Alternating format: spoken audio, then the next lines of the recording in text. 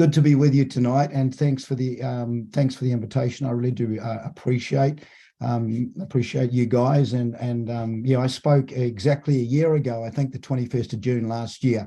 So it's yeah, pretty close to that now. Time flies, doesn't it, when you when you're getting a little bit older like myself. I became a pensioner last year, so that's why I remember last year's birthday. So there you go. Hey, I just wanted to share a little bit tonight about Open Doors. Just to start off with, for those of you that don't know who we are first and foremost a Christian charity. We were started in 1955 by Brother Andrew. Any hands up if you've heard about Brother Andrew? You know who he is. Pretty much everyone. Yeah. Okay, that's awesome. And he started smuggling Bibles into Eastern Europe, as I said, 68 years ago.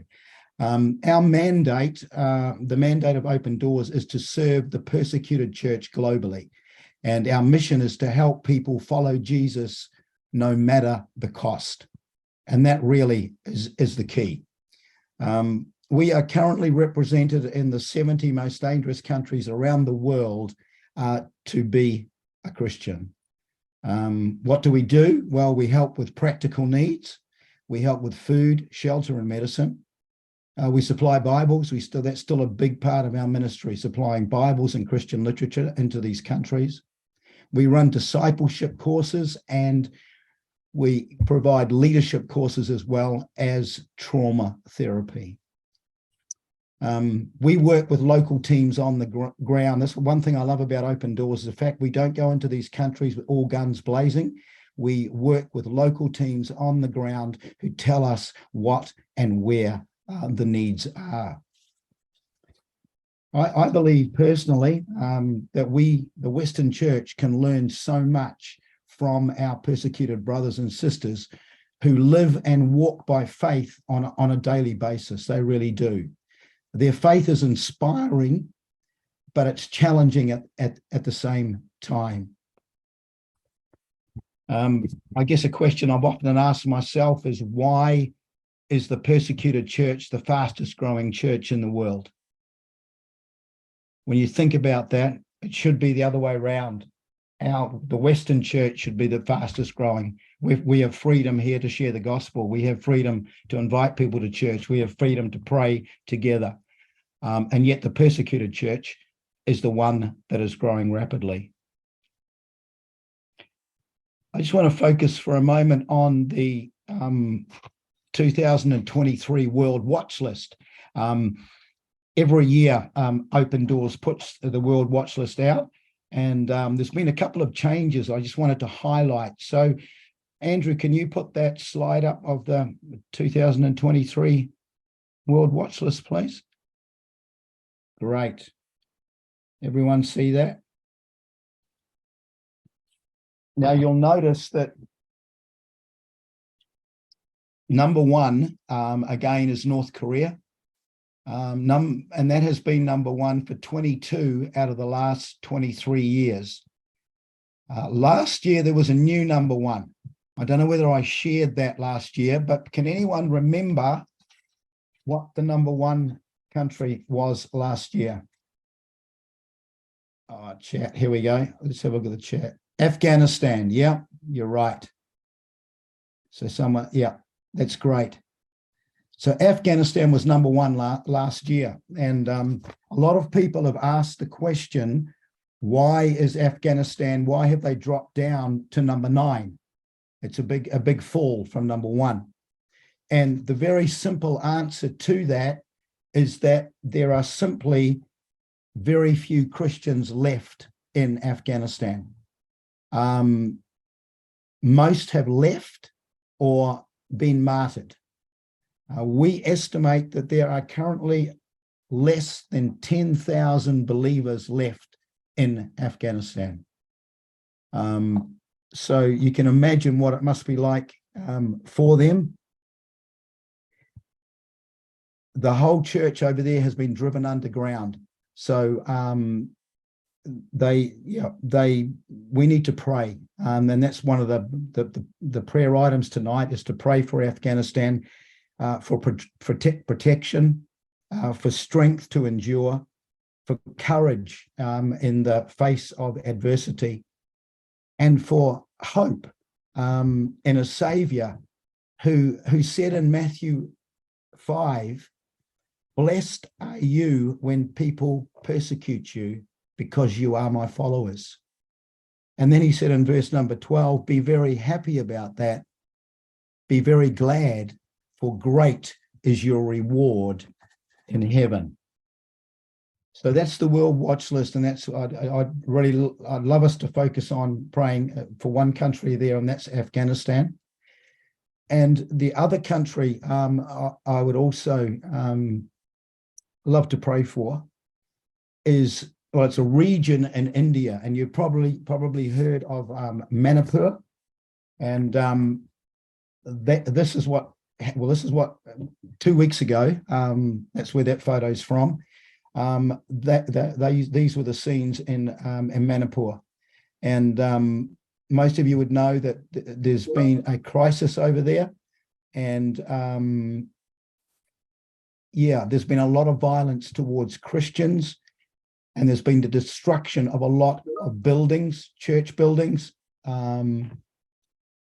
So the question has been asked, is the conflict ethnic, religious, or both? And the answer is, it is both. Now, I just want to read just an extract from a report that we got through. So this kind of explains what's happening over there and why the fighting and the violence is taking place. So I'll just read that now. So the question is the conflict ethnic, religious, or both? And the answer is, it is both. Though originally widely reported as an ethnic conflict, it would be a mistake to miss the religious component of the clashes. The conflict has been inflamed by decisions made by the state government, which is largely governed by the Hindu Nationalist Party. Their decisions aim to disenfranchise Christian tribes who are already disadvantaged in the first place. This is why the Cookies, who are the Christian tribe, protested these decisions, initially in a non-violent way, as they felt targeted by the evictions from their homeland. After the tribal members protested, an extremist group from within the Metai ethnic group used this as an opportunity to attack churches. Not only Christian churches from the Kuki tribe, but also Christian churches from among the Metai, most of whom are converts from Hinduism. Now believers from both the Kuki and the Metu are suffering. Now the latest statistics we have on this shows that over 300 churches have been burned to the ground. 1,000 Christian homes have been destroyed. More than 70 Christians have been killed. And over 6,000 innocent people, mostly Christians, have been driven from their homes. Even some of our partners in Manipur have had to be evacuated because it's just too dangerous for them to be there. On top of that, last week, the temperatures in Manipur reached 36 degrees, with temperatures due to rise again. So families need water and shelter, with many seeking refuge in the forest with no supplies to take with them. So our response to that has been three-phase. We have what we call a rapid response, and that's providing an urgent aid, meals and relief packs, and medical support. Phase 2 of that recovery is rebuilding of homes and providing building materials. And the third phase is spiritual restoration and pastoral ministry. And we would like to provide trauma counselling and care for those affected by the crisis. So that's what we're trying to do over there at the moment. So again, I really appreciate your prayers for Manipur tonight. It's especially for God's protection and provision for those that have been affected, and to also pray for peace and for harmony in that region. The government have sent troops in to try and quell the fighting, but that's still not working according to our guys on the ground. They say that there's still fighting going on. So yeah, I really feel that we need to uphold them tonight. And finally, I've written down here, boldness in the Western church. Boldness is a word that's come up in a few meetings I've been in, a few church meetings. Boldness that we would be inspired and challenged by our persecuted brothers and sisters to live out our faith boldly as well. We have so many freedoms in this country, and yet we have so many people that still need to hear the gospel of Jesus Christ.